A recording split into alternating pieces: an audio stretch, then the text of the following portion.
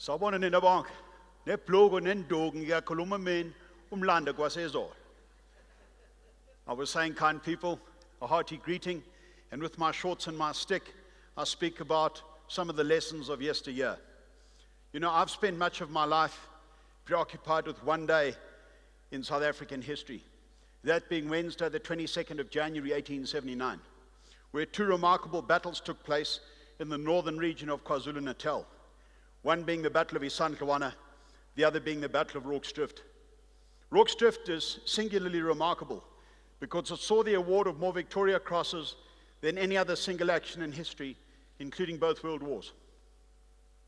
And one of the men who earned a Victoria Cross that day was a young man called Alfred Henry Hook. He was regarded by all as Hook the Cook because he did the cooking for B Company, who were left based at Rorke's-Drift. 28 years of age he was. And when they heard that the Zulus were going to attack Rorke's-Drift, he volunteered to help defend the sick and the injured in a hospital building. I want you to imagine them in steel-shod boots and blue woolen trousers and red serge tunics buttoned up to the neck, with a Martini and a rifle and a 22-inch lung-socket bayonet.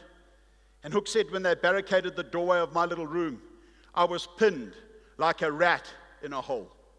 Like rats in a hole. During the course of the fight, the Zulus set the hospital roof on fire, forcing the British to begin to dig literally for their lives through the walls of the hospital. Room by room by room, they dug. Henry Hook was regarded as a powerful man, and he was helping to put sick and injured through the holes dug in the walls. During the course of the fight, he was stabbed in the head, above the right eye, an injury that would affect his memory for the rest of his life. And when they got to the end of the hospital building, they saw with horror that their comrades had already been pushed back 40 yards to behind a line of biscuit boxes in front of the store. And do you know that Hook called for volunteers to come and help them evacuate the sick from the burning loft of that desperate hospital building?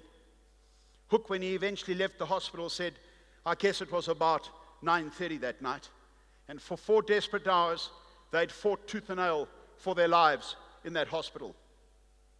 He was awarded a Victoria Cross.